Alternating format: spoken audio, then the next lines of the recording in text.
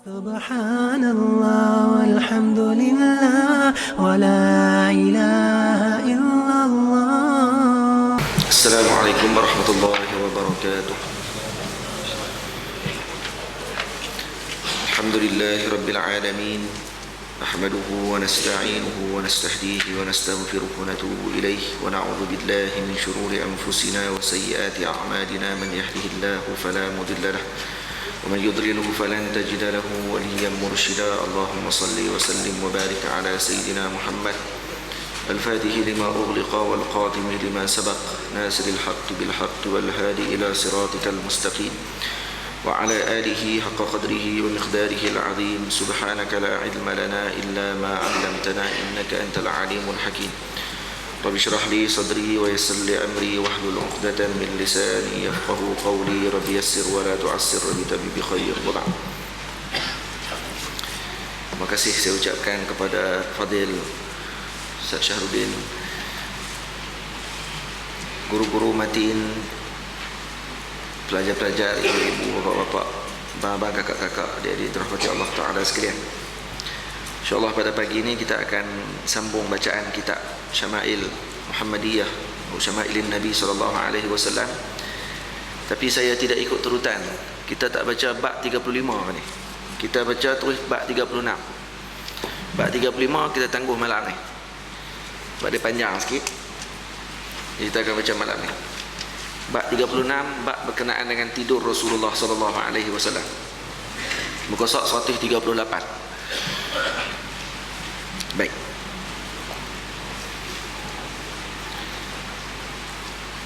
Tidur ni maksudnya adalah gas yang mana keluar daripada dalam badan dan kemudian meliputi otak kita, menyebabkan mata akan jadi mengantuk, kemudian tidur. Itu rasa tidur. Nah, itu yang ulama-ulama sebut, para ahli saintis lah.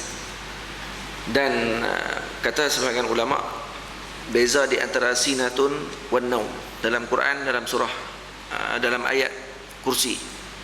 Nah, Allah Subhanahu wa taala, la sinatun wala naum. Tidak sinah, tidak naum. Sinah ni apa dia? Sinah pun mengantuk, naum tidur. Nah, itu sebagian ulama bezakan sinah mengantuk, nu'as pun mengantuk dalam bahasa Arab. Nu'as juga mengantuk. Jadi apa ni, ada dua bahasa. Ada dua istilah dalam bahasa Arab, dipanggil sinatun. Eja macam sunnah, sin nun ta, tapi baris bawah. Baris bawah. Sin tu bariskan bawah. Jadi sinah. Sinah beza dengan nu'as. Sinah ini kata para ulama yang bermula daripada kepala. Dia mengantuk disebabkan kepala dia diliputi oleh gas tersebut, mana dia nak tertidur. Manakala nu'as ni hanya di mata sahaja. Dia mata mengantuk, otak jalan. Dia panggil nu'as. Nah, tapi kalau sinah, kepala tak jalan tu maksudnya tak ingat apa dah. Kadang mata duduk nampak tapi otak duduk pergi tempat lain. Dikira sebagai orang yang lalai juga waktu tersebut. Boleh faham? Ini beza antara sinatun dengan nu'as. Baik. Jadi bab berkenaan dengan tidur Rasulullah SAW ni menceritakan bagaimana Rasulullah tidur, doa apa yang Nabi baca ketika tidur, sesuailah dengan kita dah baru bangkit tidur tadi. Dan tidur ini akhul maut, kata para ulama. An-naumu akhul maut. Tidur ini adalah saudara kepada mati. Sebab tu bila kita bangkit tidur, kita mengucap alhamdulillah. Kita mengajak syukur pada Allah Ta'ala kerana menghidupkan kembali kita selepas mati. Kita mati sekejap sebelum tu. Baik. Daripada Sayyidina Al-Bara' ibni Azib radhiyallahu anhu. Sayyidina Bara' ibni Azib, Sayyidina Azib juga sahabat Nabi SAW. Jadi baca radhiyallahu anhuma. Berkata, anna an-nabiy sallallahu alaihi wa alihi wasallam kana idza akhadha madja'ahu wada'a kaffahu al-yumna tahta qaddihi al-ayman wa qala rabbi qini 'adzabaka yawma tab'asu 'ibadak. Baginda Nabi SAW apabila berbaring di tempat tidurnya, baginda SAW akan meletakkan telapak tangannya yang kanan di bawah pipinya yang kanan. Jadi Nabi tidur dengan lambung kanan, maksudnya gini. Nabi tidur sebelah kanan, tak gini. Baik. Kemudian Nabi berdoa, Rabbi qini 'adzabaka yauma tab'asu ibadak. Wahai Tuhanku, peliharalah aku daripada azabmu pada hari engkau membangkitkan seluruh umat, seluruh hamba-Mu. Hadirin mati Allah Ta'ala sekalian, kenapa Nabi SAW memilih untuk tidur di sebelah kanan? Yang pertama, kata ulama, kerana kanan ni mulia. Kanan lebih mulia daripada kiri, maka sebab tu Nabi muliakan kanan dengan tidur sebelah kanan. Yang kedua, kata ulama, lintibah, untuk bagi kita senang bangkit. Untuk kita bagi senang bangkit, kerana jantung kita sebelah kiri. Jantung sebelah kiri. Jadi bila jantung sebelah kiri, maka tidur sebelah kanan, maka jantung akan condong sedikit, maka menyebabkan dia akan cepat bangkit tidur. Berbanding dengan tidur sebelah kiri, kalau jantung akan rasa tenang, elok, waktu tu payah nak bangkit tidur. Tambah lagi kalau kita tidur menerak terus, lagi syok. Tidur menerak, tidur melentang. Yang tu memang payah untuk kita bangun. Baik. Tapi Nabi tidur sebelah kanan kan sebelah kiri kan sama aja. Karena Nabi SAW, kata Nabi SAW, nahnu ma'asyirul anbiya, kami para golongan anbiya, tanamu a'yununa wala tanamu qulubuna. Mata kami tidur, hati kami tidak tidur. Mata tidur, hati tak tidur. Jadi Nabi buatlah macam mana pun tak tidur. Tidurlah macam mana keadaan pun tidak dikira tidur bagi baginda Nabi SAW. Boleh faham? Kerana hati baginda Nabi jaga. Boleh. Nanti kita akan baca lagi hadis belakang berkenaan dengan baginda Nabi SAW terus bangkit dan solat. Terus bangkit solat tanpa mengambil wuduk. Tidak batal wuduk baginda Nabi SAW kerana Nabi tidak dikira tidur. Tapi ini Nabi tunjuk kepada umat baginda Nabi SAW. Tunjuk cara macam mana cara tidur yang terbaik. Tidur macam baginda Nabi SAW tidur. Laqad kana lakum fi Rasulillahi uswatun hasanah. Pada baginda Rasul SAW itu ada contoh tauladan yang sangat terbaik. Nampak tak? Baik. Al-Imam Al-Muhaqqiq Abu Zur'ah radhiyallahu anhu. Al-Imam Abu Zur'ah, kalau dia kata aku pernah buat kajian tidur kiri dan kanan. Panjang aku tidur kiri, dia kata bermasalah. Bangkit tidur masalah, dan pagi tersebut pun jadi bermasalah. Tapi bila aku tidur di lambung kanan, maka ketika tersebut pagi aku bangun dengan penuh motivasi. Saya terjemah itu kan? Maksud dia bangkit dengan penuh rasa semangat. Kemudian rasa semangat dan rasa sihat tubuh badan. Kerana itu kata para atibba, para doktor, selalu sangat tidur di lambung kiri boleh menyebabkan sakit pada jantung kita. Tidur sebelah kiri boleh menyebabkan jantung kita akan sakit. Tapi tidur sebelah kanan, lambung kanan, itu antara penyebab jantung akan makin sihat. Dan tidur cara Nabi tidak lain tidak bukan melainkan semuanya adalah hikmah dan ada ubat dia. Buat try tengoklah kan. Tapi itu payah kali. Tidur 2 minit saja nak bangkit dah. Tidur belah lambung kanan tak buat rasa dia tak apa nak puas. Tak puas sebab kita jarang tidur. Baik, sebab tu kata sebagian ulama lagi, tidur kanan kiri ni yang akan lebih kuatnya banding apa? Ikut adat. Kadang-kadang adat orang tadi, dia tidur kiri, dia bangkit awal pada tidur belah kanan. Kerana adat dia biasa dia tidur macam tu. Cuma terbaiknya belah kanan lah. Terbaiknya belah kanan. Jangan selalu sangat tidur belah lambung kiri. Boleh menyebabkan mudarat pada jantung kita. Ini disebut oleh para alim ulama dalam syarah-syarah Syama'il Muhammadiyah. Baik.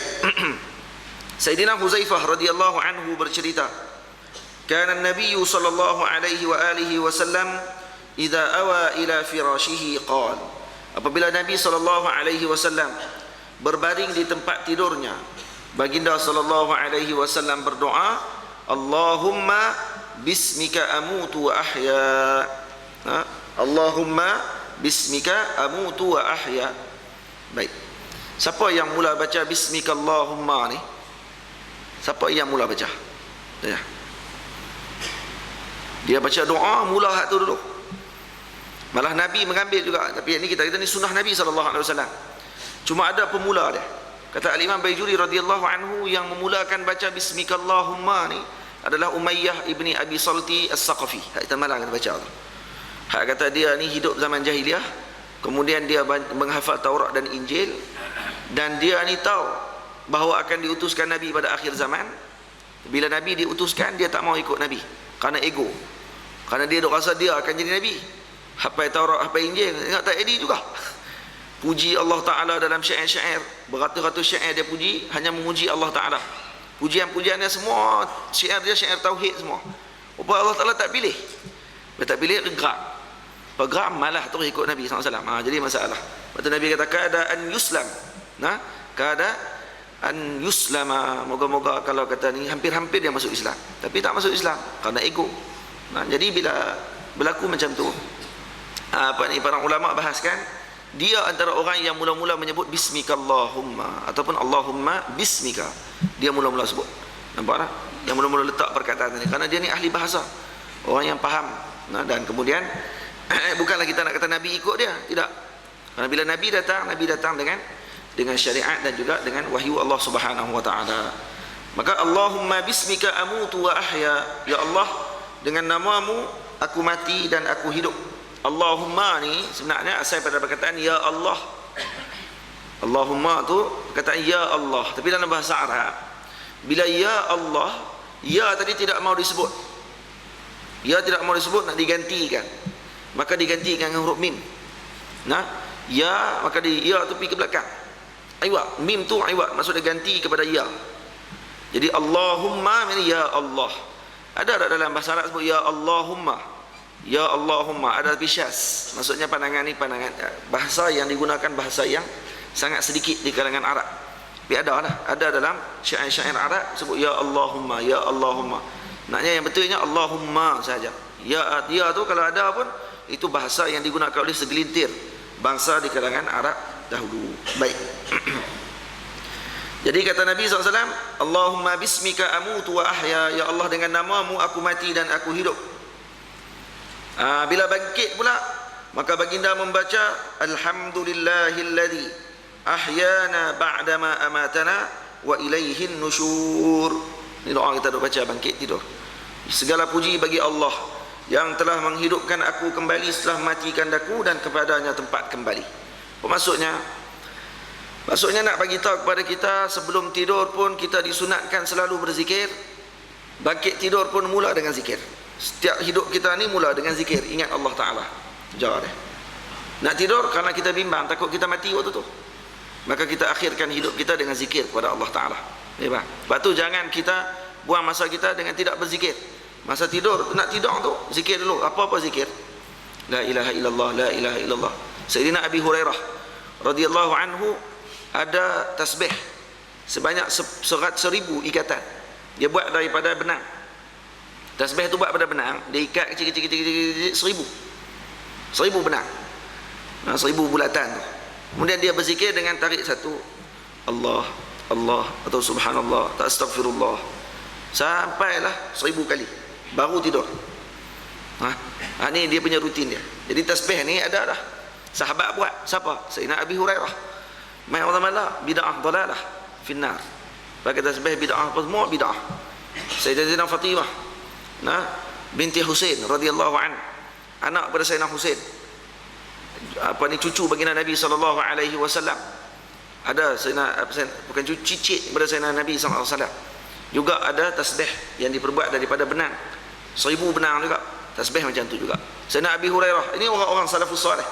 Sayyidina Abi Hurairah sahabat Nabi, hafal ribuan hadis Nabi sallallahu alaihi wasallam, antara sahabat yang paling banyak menghafal hadis. Tapi ada juga pakai tasbih. Apa maksudnya? Maksudnya ini tidak haram. Dan ini bukanlah perkara yang dilarang oleh baginda Nabi sallallahu alaihi wasallam. Boleh. Pada zaman Nabi lagi ada dah sahabat yang pakai tasbih. Ada dah. Seorang perempuan, Nabi masuk dalam rumah, tengok dia sedang mengira-ngira biji kurma. Biji kurma. Bahagian riwayat sebut batu kecil. Dia tak dalam bekas. Bila dia berzikir, dia akan ambil batu tadi, subhanallah, subhanallah, subhanallah. Habis batu dalam bekas dia akan masuk balik, subhanallah, subhanallah. Oh gitu cara dia. Dia buat itu. Maka Nabi kata kepada dia, nak ada aku tunjukkan. Nabi tanya tu, kamu buat apa ni? Dia kata, Nabi tak pernah buat benda tu, sahabat buat dulu. Dan Nabi tanya lagi, kamu buat apa? Dia kata, saya sedang berzikir ya Rasulullah.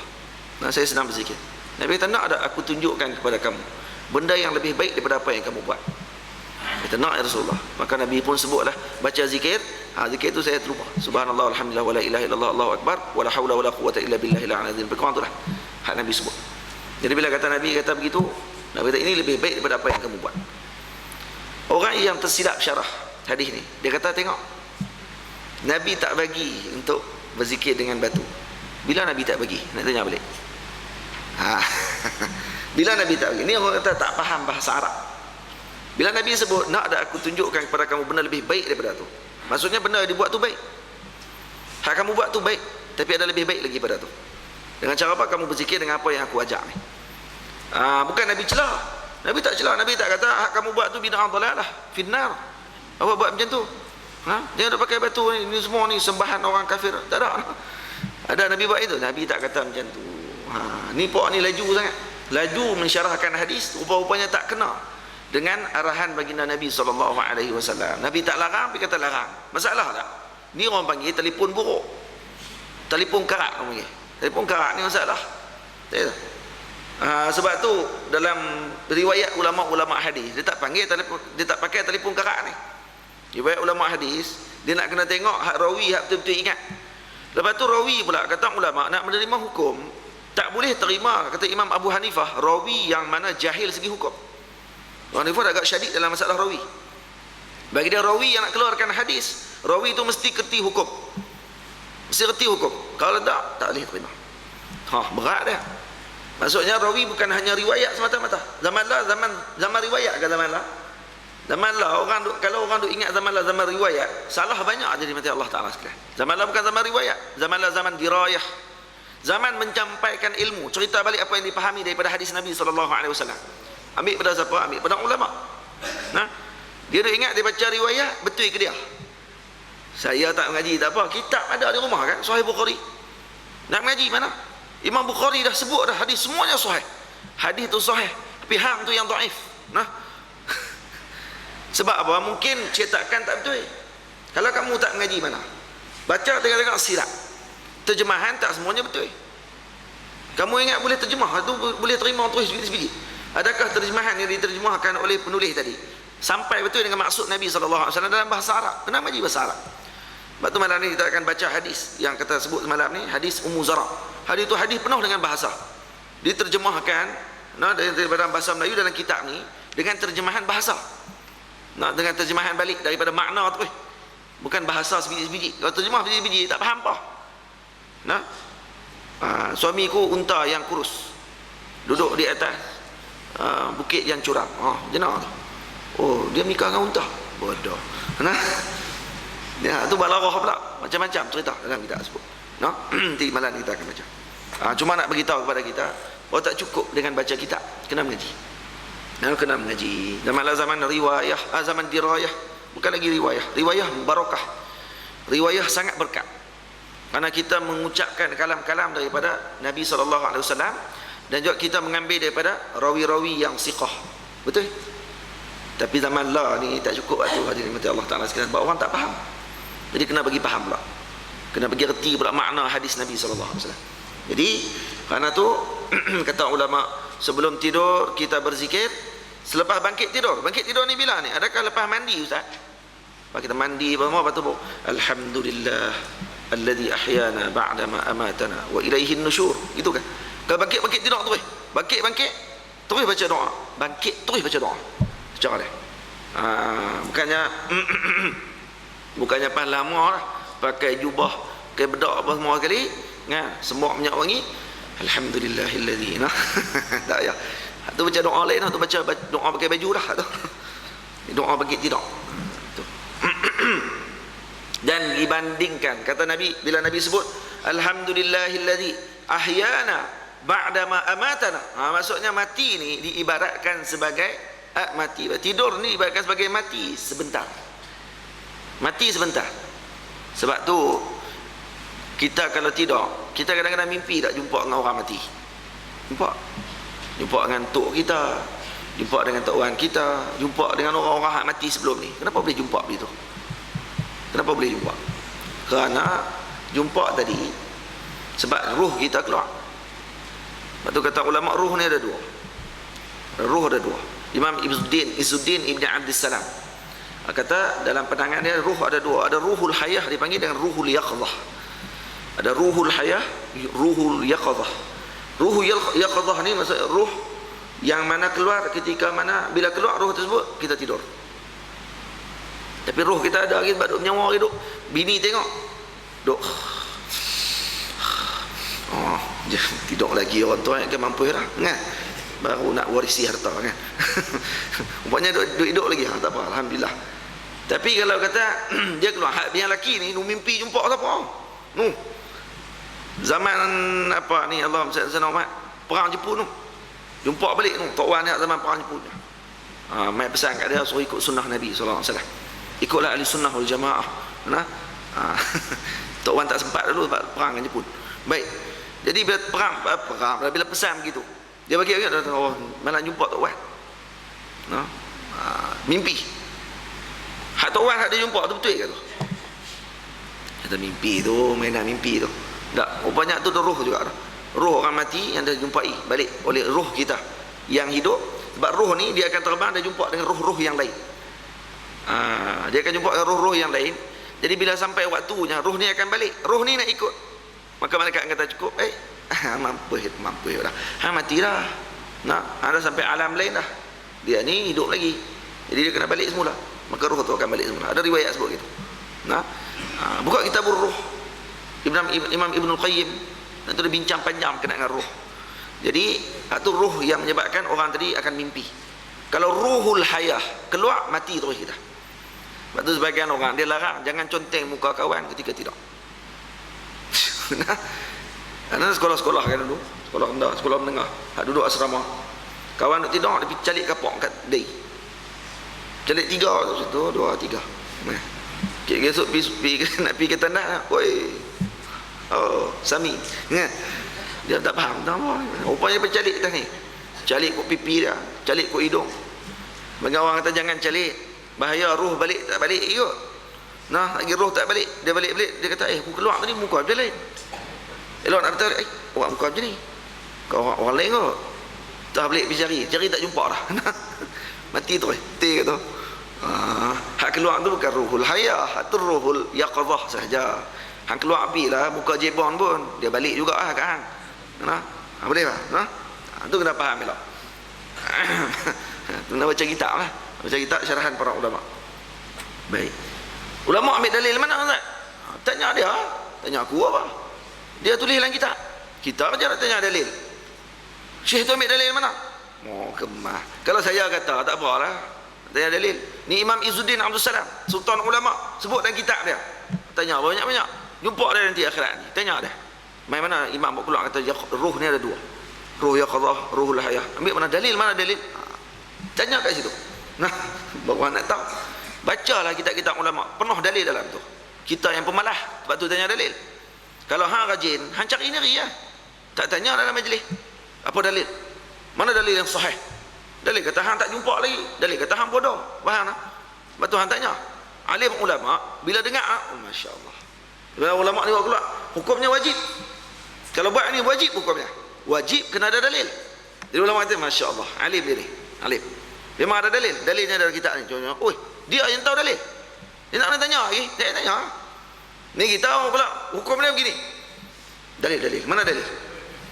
Oh, dalil. Orang bodoh faham tak? Maksudnya dia tak reti, tak tahu, tak jumpa kitab lain. Dia jumpa kitab depan mata dia. Baca lagi lah. Baca lagi. Kitab-kitab banyak berlubuk dalam yang dalam maktabah kamu. Itulah maktabah kamu. Hak yang tak dicetak. Hak tulisan tangan. Hak masih tak keluar lagi tu. Jangan duk kira gitu. Jangan duk kira kita punya otak kita punya pengajian kita. Hak guru kita mengaji pula. Kerja cerita dalil tu ya. Dalil hak dia keluar. Hak tu. Kerja bid'ah orang. Kemudian lah kali. Orang lain semua tak betul. Hak dalil hak tak jumpa. Semua tidak ada dalil. Tak boleh kena. Macam tu. Cara tak kena ketika mana pengeluaran dalil. Baik. Sayyidatuna Aisyah radhiyallahu anha berkata, "Kana Rasulullah sallallahu alaihi wasallam idza awa ila firashihi kull lailatin jama'a kaffaihi fa nafasa fihima." Rasulullah sallallahu alaihi wasallam bila mana menghampiri tempat tidurnya, maksudnya nak tidur, pada setiap malam jama'a kaffaihi, maka baginda Nabi akan merapatkan kedua telapak tangannya macam ni. lebih rapat. Ataupun sebagian kata macam ni, kita rapat macam ni. Wa nafasa fihima. Fanafasa fihima. Fanafasa ni maksud dia apa? Nafasa ni maksudnya kita meludah tanpa keluarkan air liur. Kalau ludah keluar air liur dipanggil tafl. Tafl. Nah, tu. Tui keluar air liur. Cung. Masuk dalam mulut kawan tu. Yang tu dipanggil taf. Tafalam. Nah. Tapi kalau kata nafasa nun fa sa, yang ni maksudnya adalah meludah tanpa mengeluarkan air liur. Maksud air liur tak keluar, keluar angin ya. Kenapa Nabi buat begitu? Karena Yahudi tidak nafas.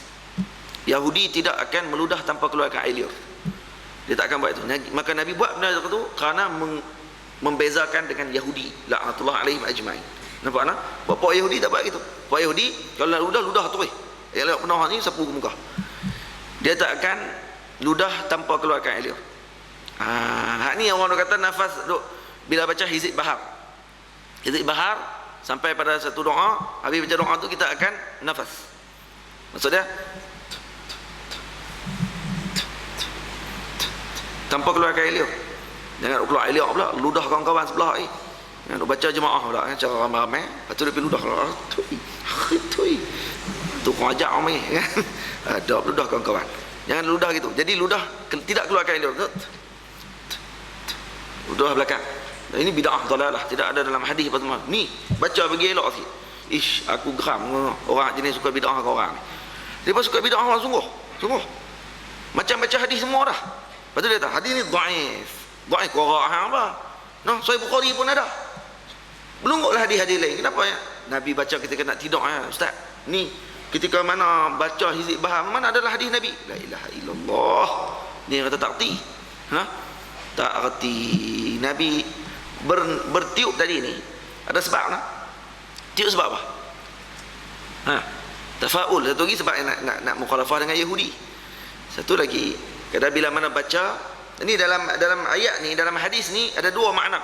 Yang pertama ludah dulu kemudian baca. Yang kedua lepas baca baru ludah.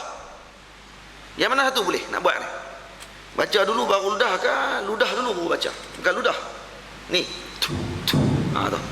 Ludah tanpa keluarkan air liur tu sebelum baca qul huwallahu ahad, qul a'udzu birabbil falaq, qul a'udzu birabbin nas kan?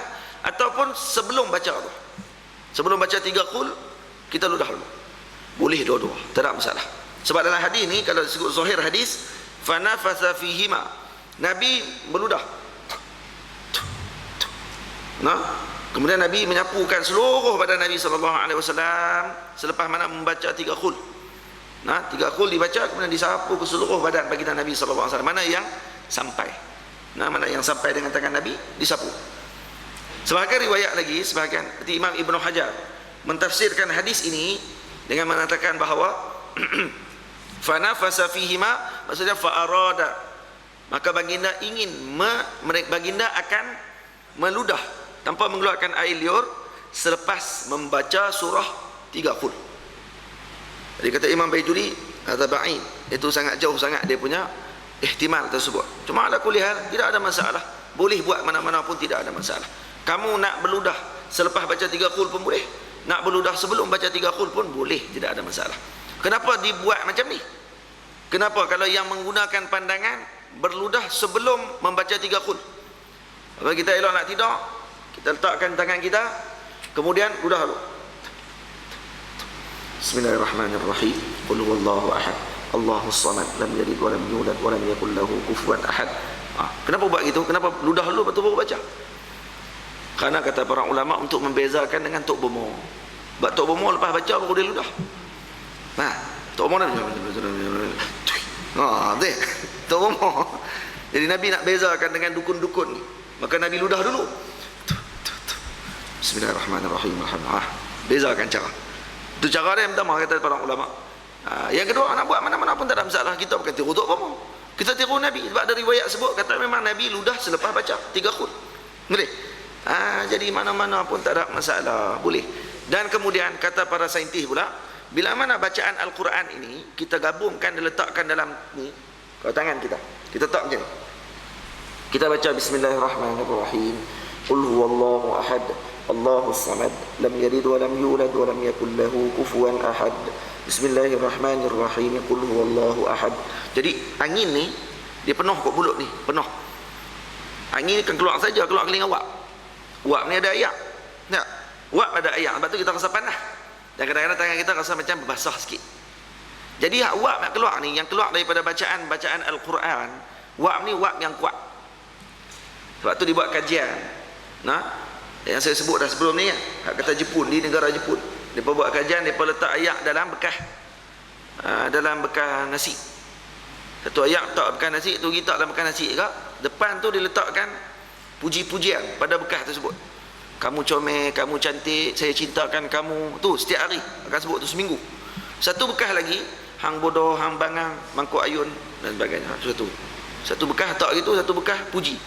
Setiap hari hak buat kajian ni, dia akan lalu kat bekas tu, dia akan kata gitu. Dia baca dekat pujian tu, dia akan baca, kamu sangatlah cantik, kamu sangat baik, saya sayangkan kamu. Baca tu setiap hari. Lalu baca tu, dia tulis lah. Hak yang tulis hak tak elok ni pula, sama bekas, isi bekas sama. Nah, dia kata kamu bodoh, bangang, mangkuk ayun, nak mampu, nah, tua bangka. Kata gitu lah. Sebut gitu setiap hari. Seminggu lepas tu buka, hak bekas yang mana dipuji-puji itu, bila dibuka balik, bau dia bau wangi. Dia basi, tapi dia macam ragi lah. Dia bau wangi sikit. Manakala hak yang bekas satu lagi, hak yang dikutuk-kutuk tu, buka-buka hitam. Jadi nasi basi yang terlalu busuk sangat. Apa maksud dia? Dibezakan dengan perkataan yang disebut setiap hari. Karena dalam tu ada air. Air memberi kesan tindak balas dengan perkataan yang disebut oleh orang. Jadi air tersebut bila mana dipuji-puji, air itu akan jadi kuat. Apatah lagi dipuji dengan nama Allah Ta'ala. Sebab tu orang baca Yasin, letak ayat kat depan, ayat tu kuat. Sebab tu kita kata, kenapa ayat Yasin minum? Satu, berkat surah Yasin, berkat bacaan Al-Quran tu sendiri. Apatah lagi baca 30 juzuk tu Al-Quran. Nah, kemudian diminum oleh budak nak masuk Qaisar. Maka dia minum air yang sangat bersih dan air yang kuat dia punya molekul dan juga dia punya kandungan dalam air tersebut. Maka menyebabkan badan dia akan jadi sihat dan otak dia cergas untuk baca kitab. Itu tujuannya. Bukan saja. Kalau ayam macam tu, orang pun sama juga. Orang dalam badan dia ayam. Nampak tak? Dalam badan ayam. Lepas tu bila kita keluarkan wap daripada mulut kita, dia keluarkan air sekali sebenarnya, tapi kecil-kecil sangat, tak nampak. Maka bila kita baca macam ni, Bismillahirrahmanirrahim, Qul huwallahu ahad, bila bacaan tu keluar, kena ke tapak tangan kita, kemudian kita sapu ke badan kita, maka kita telah menyapukan air-air kecil yang telah air tu kuat, kemudian sapu ke badan kita, maka akan beri kesihatan pada badan kita, insyaAllah. Satu lagi, beri perlindungan daripada Allah Ta'ala kepada kita daripada gangguan makhluk-makhluk yang tidak diingini. Boleh? Itu cara dia. Disebut oleh Nabi SAW. Wa qara'a fihima qul huwallahu ahad wa qul a'udzu birabbil falaq wa qul a'udzu birabbin nas. Bukan baca tu je, baca habis-habislah. Nabi sebut tak baca apa? Nabi sebut qul huwallahu ahad ya. Qul huwallahu ahad. Qul a'udzu birabbil falaq.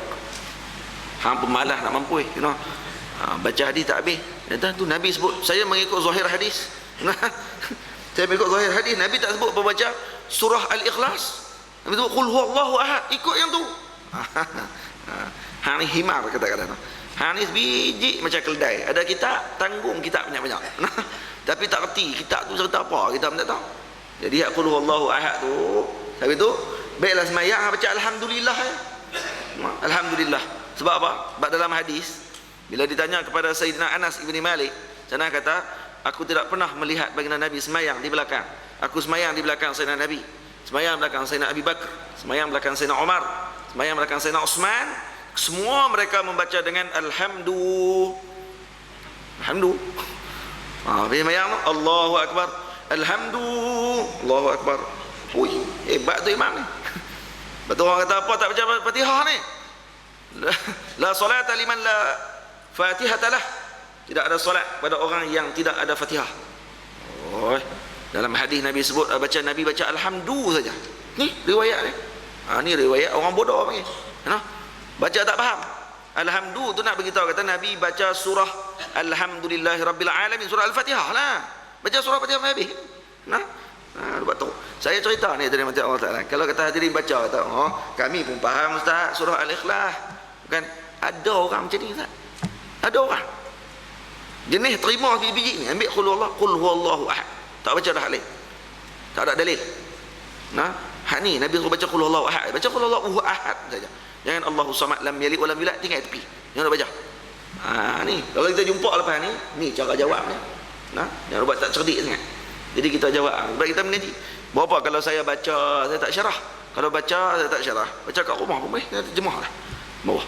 Terjemah pula insya-Allah kena. Insya-Allah kena. Baik. Summa masaha bihima mastata'a min jasadih. Kemudian baginda Nabi SAW pun menyapu seluruh badan dengan yang dapat disapunya dengan kedua tangannya. Biyadihi. Bihima ni bikaffi. Kaf ni maksudnya kaf ni kafun. Kafun ni tapak tangan. Kalau ni asabi', asabi' ni tapak jari-jari tangan. Kenapa dia panggil kaf? Karena likaffil aza, karena dia yang menahan benda tak elok bila mai ke badan kita, ataupun yang kaful aza maksud yang telah membuang benda tak elok pada badan. Maka gunakan apa? Gunakan tapak dan gunakan jari-jari. Kerana tu nama Arab ni dia ada tafaul, maksud dia ada sebab kenapa diletakkan nama tersebut. Maka Nabi akan menyapu ke seluruh badan baginda Nabi SAW. Yabda'u bihima ra'sahu wa wajhahu wa ma aqbala min jasadih. Maka Nabi mula dengan kepala dulu. Bila Nabi baca, Nabi akan sapu kepala. Kemudian Nabi akan mulakan wajah kepala. Kepala ni, lepas tu wajah, lepas tu turun ke bawah, ke depan, bahagian yang sampai kepada badan Nabi SAW. Kemudian lagi baru hak belakang-belakang tak payah letih sangat. Lagi duk pihak bini tolong baca Ustaz. Sapu belakang tak ada sapu. Lagi iblis main jentik kat belakang teruk. Tak payah. Hak mana dan hak mana sempat sapu. Hak tak sapu tak ada sapu. Boleh. Yasna'u dzalika salasa marrat. Nabi buat 3 kali. Baca 3 kali, kemudian sapu 3 kali. Baca lagi, sapu lagi. Baca lagi, sapu lagi, sekali lagi. Buat itu selalu sebelum tidur. Amalkan yang ni.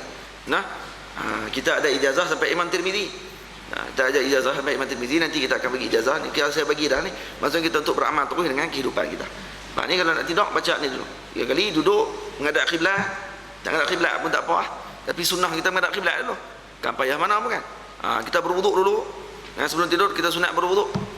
Berwuduk, kemudian kita duduk bersila menghadap ke arah kiblat, kemudian kat tangan, kemudian baca Bismillahirrahmanirrahim. Qul huwallahu ahad, Allahus samad, lam yalid wa lam yulad wa lam yakul lahu kufuwan ahad. Baik, nak baca macam mana Ustaz? Tangan bagi rapat ke sini ke? Ke tangan nak pergi jauh sikit? Boleh mana-mana pun tak ada masalah. Cuma yang saya ambil pada guru kita yang muda Syekhuna Yusri hafizahullahu taala, Syekh Yusri kata rapatkan tangan ke sini. Rapatkan tangan. Karena bagi rapatkan terus mulut dengan tapak tangan ni, kesan dia lebih besar. Jadi rapatkan tapak tangan gini, baca, kemudian sapukan seluruh badan kita. Amalkan benda ni, insya-Allah akan dapat kebaikan. Sayyidina Ibnu Abbas radhiyallahu anhuma berkata, anna Rasulullah sallallahu alaihi wa alihi wasallam nama hatta nafaqa. Sungguhnya Rasulullah sallallahu alaihi wasallam tidur sehingga mengeluarkan hembusan angin. Jadi Nabi tidur kadang-kadang keluar bunyi.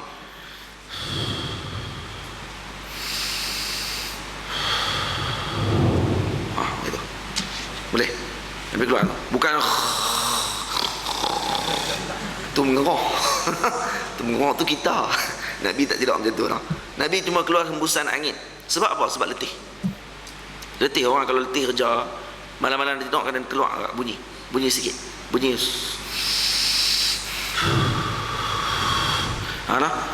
Jangan nak kita jemah silap rupanya Nabi berdegak jangan aku gegak sama korak dah. Orang dengkak ni dah masalah jantung. Sebenarnya kalau bengkak ni masalah jantung. Jadi bengkak dia bermasuk orang bilik dekat asrama apa tengok tu dia macam-macam bunyi, takut nak masuk. Dia ingatkan zoo negara. Saya ingatkan ni rimau apa tidak atas katil ni. Dah rupanya orang. Buat macam mana? Sakit. Dah ada orang panggil apa? Dah terlalu letih kadang-kadang. Orang kalau kerja dari pagi sampai ke malam. Lepas tu mai kelas pula malam-malam. Masya-Allah ni orang hebat ni. Pagi kerja. Balik petang. Lepas petang balik siap-siap. Mai pula nak main mengaji malam pula. Mengaji lah sampai pukul 11. Nah. Lepas maghrib sampai pukul 9, tunggu tak. Lepas tu pukul 10 mai pula. 11 sampai pukul 11. Lepas tu balik tidur. Oh, dia bunyi tu orang tengok. Bini rasa nak menyepak. Tapi bini dia terlupa dia apa waktu tidur. Lepas tu laki jaga laki pula terasa nak menyepak sebab sama-sama bunyi. Bunyi teruk sungguh. Sebab apa? Sebab letih. Sebab letih. Maka Nabi SAW lebih letih daripada kita. Maka kadang-kadang Nabi tidur bunyi. Bukan kadang-kadang. Wa kana, tengok. Wa kana idza nama nafaqa. Nabi kalau tidur, Nabi akan tidur sampai bunyi. Ini bermakna Nabi tidur dengan nyenyak sekali. Faham? Tidur nafakh ni maksudnya tidur nyenyak. Nyenyak sungguh tidur. Ini orang panggil tidur yang berkualiti. Ni hak daripada syarah dalam TV pagi-pagi kan. Mari tidur cara berkualiti. Macam mana cara nak tidur berkualiti? Terang ke orang. Karena tidur kualiti, dia tak bila bangkit tidur kita akan rasa tenang, seronok, rasa bermotivasi pada waktu pagi tersebut. Boleh masuk rancangan SPM. Selamat pagi Malaysia. Tak mau aku puak UMNO bodoh kan. Baik. Wa kana idza nama nafaqa. Wa kana idza nama nafaqa, maksud Nabi tidur bunyi itu seronok. Maksud Nabi tidur dengan keadaan yang tenang sekali. Jadi sahabat tengok, masya-Allah. Tidur macam tu Nabi tidur. Bila bangkit tidur, fa'atahu Bilalun fa'adzanahu bis-salah. Maka bila Sayyidina Bilal masuk dalam masjid, Sayyidina Bilal akan azan. Nabi kan tidur, rumah Nabi sebelah masjid. Sebelah bukan? Sebelah sungguh. Ini rumah Nabi, ini masjid. Jadi bila bila Sayyidina Bilal masuk, Sayyidina Bilal azan, Nabi dengar sungguh lah. Sayyidina Bilal azan. Kemudian Nabi buat apa? Faqama wa shalla wa lam yatawadda. Terus Nabi bangkit. Nabi semayang tidak berwudu. Tadi tidur kami nyenyak sampai bunyi. Betul? Patutnya kan Nabi sebut orang yang tidur batal wudu. Ini kata ulama khususiat bagi Nabi SAW. Nabi tidur macam mana pun tidak batal wudu. Tidurlah melentang kah, berbaring kah, macam-macam cara kalau Nabi tidur sekalipun tidak akan batal wudu. Kenapa? Ni khususiat Nabi SAW. Kita tak boleh Kita tak boleh. Dalam mazhab Abu Hanifah, mazhab Maliki, orang yang tidur saja batal wudu tu. Mazhab Maliki. Mazhab Maliki kalau contoh duduk dalam kelas. Nak ambil wudu dah, siap. Batal dah wudu. Itu mazhab Maliki. Mazhab Syafi'i lagi tak bergerak punggung. Punggung kita tidak bergerak. Waktu tu tidaklah membatalkan wudu. Boleh faham? Itu cara yang disebutkan oleh para ulama dalam kitab. Baik. Kalau kata dalam mazhab Syafi'i pula, tengok pula kalau orang yang terlalu gemuk sangat, dia tidur dalam keadaan duduk, bersandar, batal dah wudu dah. Kata ulama mazhab Syafi'i batal wudu. Karena angin yang keluar daripada punggungnya mungkin tidak terselamat. So dia mungkin tak sedar angin itu keluar. Begitu juga orang terlalu kurus sangat, nahif, terlalu kurus sangat-sangat, orang macam ni pun kalau tidur berbaring pun bermasalah juga. Kemungkinan akan keluar angin melalui celah-celah punggungnya tapi dia tak sedar ketika sebut. Sebab tu kena ambil air, semayang balik semula. Kalau setakat mengantuk saja, tidur waktu khutbah Jumaat, biasalah kan khutbah Jumaat tidur tu benda biasa. Ubat tidur paling mujarab khutbah Jumaat. Jadi ibu-ibu belakang tak boleh semayang Jumaat lah. Boleh semayang Jumaat, tak ada masalah apa. Baik, kita kalau semayang Jumaat tak ada semayang Zuhur hari tu. Cuma di Malaysia ni pelik sikit lah kalau orang perempuan pergi semayang Jumaat. Tak, pelik sikit. Kalau ada tempat semayang untuk orang perempuan, makcik tu tak boleh teringin nak pergi semayang Jumaat lah. Saya ni lama dah tak boleh tidur dah. Mereka kata pergi semayang Jumaat ubat tidur. Tengok khutbah Jumaat. Kalau baca khutbah pula, Allahu Akbar, hebat sungguh tidur pada ketika sebut. Jadi bila nak pergi tu boleh tak pergi orang perempuan? Boleh, tak ada masalah. Jangan duk larang pula. Kecuali tak ada tempat, semua dah penuh dengan orang lelaki. Biasanya kampung-kampung kita begitu, tempat dah penuh dah untuk orang lelaki saja, orang perempuan tak cukup dah. Kita pun gagah juga orang perempuan nak pergi. Kata kami pun nak ambil juga sunnah semayang Jumaat, tak payah semayang Zuhur hari tu. Tapi tak ada tempat orang nak pergi duduk, tak boleh kan. Ganggu orang lain. Sebab kita sunat ya pergi. Tak terkira pun sebagai ahli Jumaat. Tapi kalau kita tempat kosong banyak, nak pergi juga main Jumaat, nak pergi dengar khutbah, sila, tidak ada masalah. Di Mesir penuh orang perempuan pergi main Jumaat. Dia pernah kena main Zuhur tak? Tak kena main Zuhur hari tu sebab main Jumaat dah. Habis dah. Baik, kalau tak main Jumaat hari tu, nak main Zuhur, Zuhur tu tak wajib. Boleh. Baik. Jadi Allahumma salli ala sayyidina Muhammad, kalau tidur waktu ketika mana khutbah Jumaat sampai tersengguk kepala, nak ambil wuduk lain. Tak perlu ambil wuduk lah, sebab kita dikira hanya mengantuk ataupun kita tertidur dengan sekejap saja, tidaklah menyebabkan punggung kita terangkat. Kalau punggung kita terangkat, kita rasa macam punggung terangkat waktu tu. Terangkat punggung, jadi tak tetap punggung. Ambillah wudu, pergi ambil wudu, siap. Boleh tak? Baik. Jadi ini bermakna baginda Nabi SAW tidur dan kemudian bangkit. Sebab tu Nabi sebut dalam hadis, nahnu ma'asyirul anbiya, kami para ma'asyir anbiya,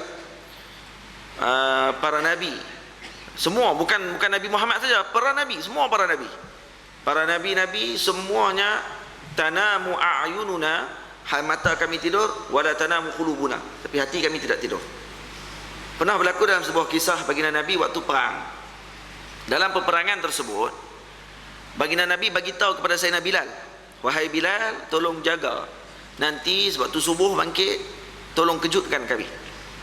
Waktu subuh tolong kejutkan. Waktu tu balik perang. Bila balik perang, semua sahabat tidur. Nabi pun tidur sekali. Kemudian ini dalam Sahih Muslim diceritakan. Hadis dalam Sahih Muslim. Tiba-tiba dengar bila Nabi bangkit, Nabi orang pertama bangun. Bangun-bangun waktu tu cahaya dah kena muka dah. Cahaya dah terpancar kena pada wajah Nabi SAW, baru bangkit. Allah, habis subuh. Subuh dah tak ada. Kemudian Nabi pun panggil Bilal, wahai Bilal, hang buat apa? Kamu buat apa semalam? Kan aku pesan suruh bangkit tidur. Maka kata Sayyidina Bilal, ya Rasulullah, saya pun macam orang lain juga ya Rasulullah. Saya pun letih juga. Mula jagalah. Lepas tu tersandak dekat binatang tunggangan, tidur tu. Kali dengan binatang-binatang tu sekali. Jadi tertidur, bukannya sengaja, tertidur. Saya memang nak jaga, tapi saya pun pergi perang juga. Jadi saya pun letih macam orang lain letih. Jadi dalam riwayat sebut, mata saya terkalah macam mata orang lain juga. Mata saya terkalah macam mata orang lain. Jadi saya pun mengantuk sama macam orang lain. Maka Nabi SAW pun kata, bangun semua, jalan, kita pergi ke tempat. Semua pakat berjalan, pergi satu tempat, kemudian diiqamahkan. Kemudian Nabi suruh iqamah dan kemudian azan, kemudian solat. Tempat sebut. Jadi ada qada dalam sembahyang. Ada qada. Tu qada tu. Tu qada. Ada orang kata tadi bukan qada, tu Nabi sembahyang terus waktu tersebut. Bukan sembahyang tu qada. Qada ni maksud dalam sembahyang di luar waktu. Tu luar waktu tu. Kenapa Nabi tak sembahyang kat tempat tu terus? Ini kata ulama, kalau kata orang yang tertidur atau kata tertinggal solat dengan tidak sengaja, bukan sengaja, tidak sengaja, maka tidak diwajibkan bagi dia untuk qada secara terus ketika tersebut. Dia boleh untuk ambil waktu. Ini dalam mazhab Syafi'i guna pandangan tersebut. Contoh kita tertidur, tidur malam, bangkit selepas subuh pukul 8 pagi, baru bangkit, Allah, tinggal subuh. Jadi kita nak kena mandi, ambil wudu, terus sembahyang kah boleh kita qada lepas zuhur lagi? Boleh, tidak ada masalah. Kenapa? Karena kita tak sengaja. Boleh bang? Karena kita tak sengaja. Tapi kalau kata sengaja tinggal, subuh ada lagi 5.55 masuk subuh sampai pukul 7 lebih. Jadi pukul 6.45 tu dua ada lagi, tapi saja main game. Malah aku lagi main. Tengok 7.30 dah. Game payah, nak kena lompat-lompat tu. Jadi dia nak Allah, lepas dah waktu. Waktu tu wajib bagi dia untuk dia ambil wuduk terus sembahyang. Wajib. Kalau tak sembahyang, sekali lagi mana tak sembahyang tu berdosa sepanjang hari tu sampai dia sembahyang. Tu kena jaga elok. Tu Nabi buat tadi macam mana? Karena tertidur maka boleh bangkit. Nampak tak ulama keluarkan hukum macam mana? Cara ulama keluarkan hukum. Maka Nabi bangkit, pindah ke tempat lain. Kenapa Nabi pindah ke tempat lain? Karena Nabi kata tempat yang tadi ni itu syaitan mengganggu kita. Nampak tak? Jadi tempat tu ada syaitan. Kalau kita jenuh, tiap pagi bangkit lewat bilik kita, jenuh pindah bilik. Kira-kira jenuh pukul 8. Bilik ni syaitan ni. Untuh bilik buat bilik lain pula dah. Jenuh, rumah bertampung penuh. Jadi kita payah nak buat gitu kan. Ini ketika musafir, Nabi SAW buat begitu. Jadi boleh tak beramal dengan perkara tersebut? Boleh, tidak ada masalah. Dan juga di sini sunatkan, kata hadis tersebut juga disunatkan kita azan dan qamat walaupun waktu qada. Dan qada juga boleh sembahyang jemaah. Boleh. Qada boleh sembahyang jemaah, boleh tak azan dan qamat ketika mana sembahyang qada tu ada. Nabi sembahyang qada pun dalam keadaan azan dan iqamah. Itu maksudnya. Boleh faham? Itu cara yang dikeluarkan oleh para ulama. Baik, hadis tu saya nak cerita apa sebenarnya? Ustaz cerita hadis tu banyak-banyak, cerita apa? Nak ceritanya, Kan orang kata, kalau orang kata kepada kita, bukankah Nabi, nahnu ma'asyirul anbiya tanamu a'yununa wala tanamu qulubuna, mata kami tidur, hati kami tak tidur. Tu macam mana Nabi tak terjaga? Nak jawab apa? Jawab apa? Ini orang panggil muskilul asar. Nah, hadis-hadis yang kadang-kadang menjadi masalah. Kita kalau baca hadis ni, kalau kita fikir sikit, kita kata kenapa jadi macam ni? Kenapa jadi macam ni? Rupanya ulama jawab semua lah. Apa jawab ulama? Kata Imam Nawawi, betul lah Nabi sebut. Nahnu ma'asyirul anbiya tanamu a'yununa. Mata kami tertidur, hati kami terjaga. Maksudnya hati sentiasa ingat Allah Ta'ala, zikir kerana Allah Ta'ala. Tapi kenapa Nabi bangkit lewat pada hari tersebut? Dan Nabi sedar bila mana terkena panahan matahari. Panahan matahari dia tidak kena ke dada, tidak kena ke jantung, dia kena ke mata. Faham? Jadi waktu ketika sebut, kenalah dengan hadis Nabi sebut. Maksudnya Nabi tidur matanya, mata kami saja tidur. Jadi bila terasa mata tidur tadi, cahaya di keliling ni takkan rasa. Cahaya keliling tak rasa. Jadi rasa tersebut bila mana ada cahaya, baru tersedar daripada tidur. Tapi hati tetap jaga Nabi SAW. Nah, jadi maksudnya di sini bukanlah menafikan kata Nabi. Nabi ini maksudnya Nabi tidak jaga hatinya. Hati Nabi jaga. Nah, hati Nabi tetap jaga. Cuma mata Nabi SAW saja yang tidur ketika tersebut. Untuk apa lagi? Untuk syariat. Nak tunjuk kepada kita adanya qada. Itu sebenarnya. Nak tunjuk kepada kita kata ada qada. Kalau tidak, teruk kita. Macam mana kita nak buat qada sembahyang? Adakah ada qada dalam sembahyang? Sebab ada orang tulis kitab tidak ada qada dalam solat. Pernah jumpa tak kita? Pernah jumpa? Kita tidak ada qada dalam sembahyang. Kalau kita tertinggal, kalau orang ni tinggal dengan sengaja, maka tidak ada qada bagi dia. Nak qada apa? Dia sengaja tinggal. Ini antara pandangan Ibnu Taimiyah rahimahullahu taala. Ibnu Taimiyah sebut, kata tidak ada qada dalam sembahyang, khususnya kepada orang yang sengaja meninggalkan solat. Kalau tak sengaja, ada orang yang kata hak tak sengaja, hak sengaja tak ada qada bagi dia. Hak sengaja tidak ada qada. Kenapa pula? Dia kata dia sengaja tinggal, maka dia akan digantung. Tergantung amalan tersebut, zimmah dia. Di sisi Allah Ta'ala, maka dia akan disiksa oleh Allah Ta'ala. Ini berat hati mati Allah Ta'ala sekalian. Kita kena buat macam ni. Kalau kata yang tak sengaja pun kena qada, ni ulama keluarkan balik hukum, dia panggil mafhum mukhalafah, ataupun qiyasul aulawi dia panggil. Kalau kata yang tak sengaja pun kena qada, yang sengaja lebih aula untuk qada. Tu maksud dia. Faham tak? Jadi Nabi tertinggal sembahyang tu kerana syariat. Malah wajib pula bagi Nabi waktu ketika sebut untuk tinggal. Tu kata bagi ulama kata, kenapa Nabi tak jaga waktu tersebut sedangkan Nabi kata mata tidak tidur? Ya, kerana Nabi waktu tu wajib untuk tidak bangun.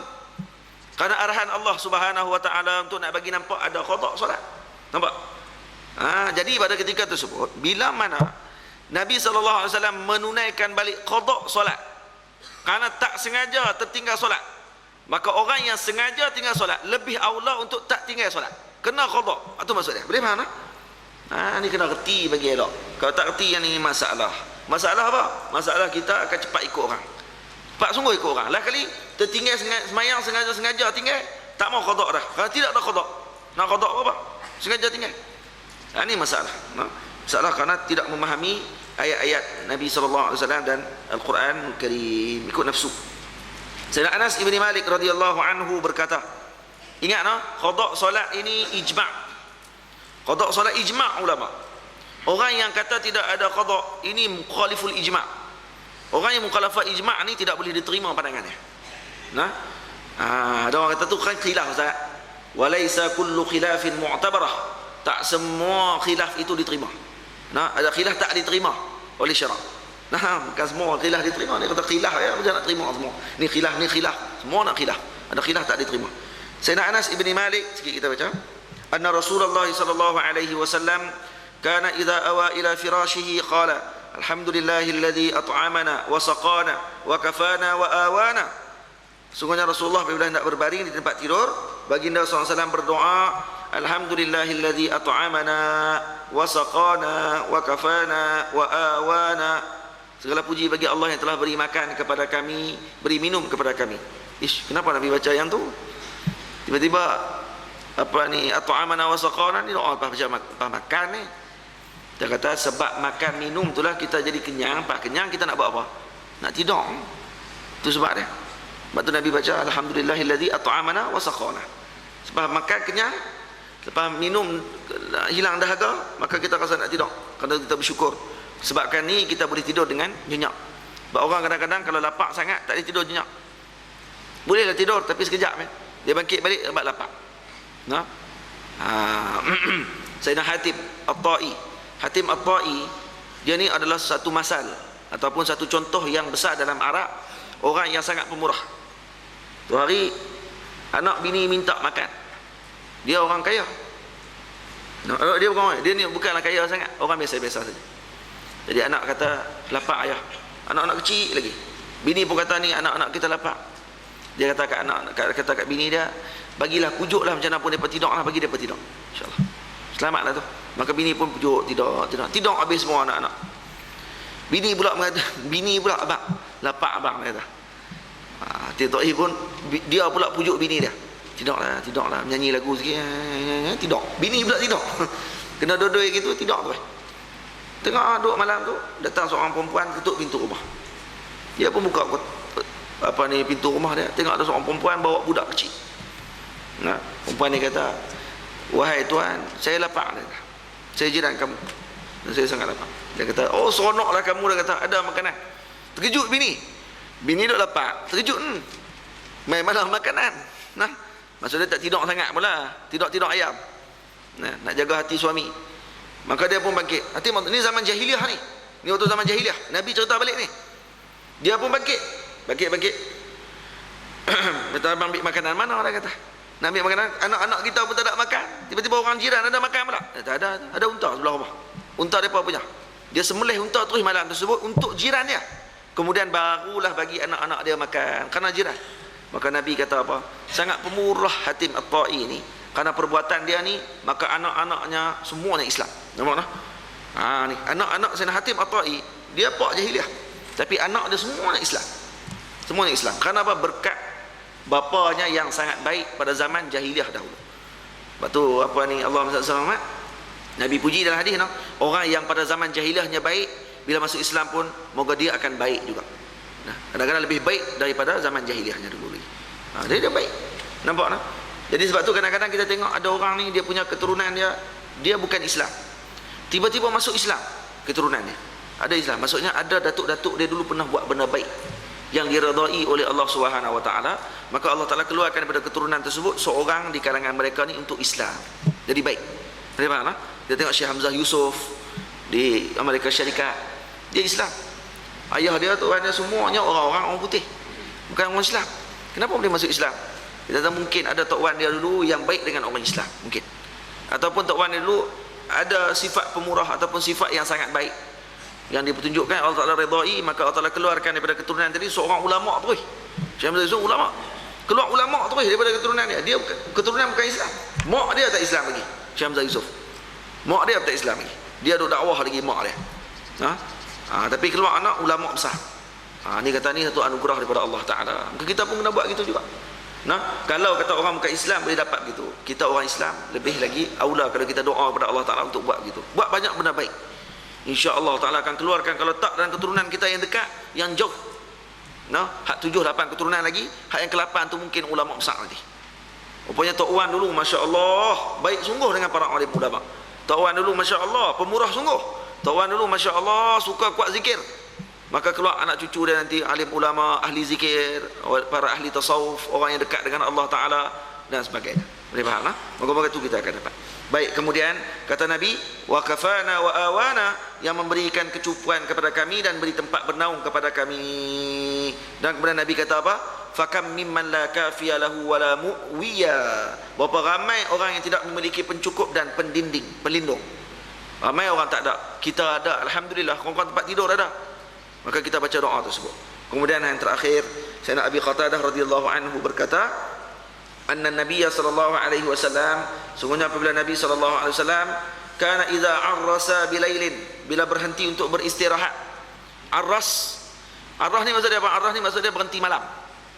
Sebab tu dipanggil arusah. Arusah ni pengantin. Karena dia berhenti sekejap pada waktu sebahagian pada malam. Bilailin itu maksudnya sebahagian malam, bukannya sepanjang malam, sebahagian. Ala syiqqihil aiman, ittaja'a ala syiqqihil aiman, maka Nabi SAW akan berbaring pada lambung kanan. Wa idza arrasa qubaila subhi, bila mana Nabi berehat dalam musafirnya sebelum solat subuh, sebelum subuh sedikit. Qubail ni maksudnya sebelum, sangat-sangat sebelum solat subuh, 5 minit 10 minit sebelum solat subuh. Nasaba zira'ahu wa wada'a ra'sahu ala kaffi, maka Nabi akan ni pacakkan tangan macam ni di atas tanah, Nabi akan letakkan tangan. Kalau tidur biasa, maka Nabi akan tidur macam ni, rapat terus. Kalau tidur sebelum subuh dalam tempat musafir ataupun dalam masjid, maka tidur macam ni, takkan tangan macam ni, tak. Tidak tak. Jadi tidak macam mana? Tidak berbaring juga, mengiring, tak. Ini sunnah yang telah mati, kata ulama. Sunnah yang telah mati. Maksudnya orang tak buat dah. Ini dalam Bidayatul Hidayah dah sebut. Kalau kita ketika mana, lepas mana apa ni, Allah kalau termayang sini main tahajud apa semua kan, sebelum mayang subuh, elok-elok Tok Imam dah habis semua tu, azan subuh, atau sebelum azan subuh dalam 10 minit kita azan subuh, berbaring sekejap dengan cara tak dengan ni, sebab tidur sekejap senang nak bangkit lagi. Tapi kalau tu tidur terus sampai hilang terus kita punya akal, tak dengar ada orang cakap apa semua kali, kena ambil wuduk balik. Sebab apa? Sebab punggung tak kekal, punggung tidak tetap. Tapi kalau tidur tu hanya sekadar tidur ayam, dengar lagi suara orang, maka tidak lagi batal wuduk. Boleh mana? Maka kita tidur tak. Ini sunnah yang telah mati. Dia jangan pergi tegur orang pula. Tak apa, tidur dalam masjid dah, main tahajud saja, tidur dalam masjid. Buat bid'ah tu dah lah. Doa salah tu. Sunnah Nabi SAW tu. Hang yang tak erti kan. Jadi boleh buat tak ada masalah. Jadi macam tu cara Nabi SAW buat ketika mana tidur. InsyaAllah pada duha lagi kita akan baca berkenaan dengan ibadah Rasulullah SAW. Dan ibadah Rasulullah ni sangat panjang babnya. Lagi kita akan bacalah sekadar yang kita mampu. Wallahu ta'ala a'lam. Bismillahirrahmanirrahim. Alhamdulillahirabbil alamin wassalatu wassalamu ala asyrafil mursalin wa ala alihi wa sahbihi ajma'in. Rabbana atina fid dunya hasanah wa fil akhirati hasanah wa qina adzabannar. Sallallahu ala sayyidina Muhammadin wa ala alihi wa sahbihi wa baraka wa sallam. Walhamdulillahirabbil alamin.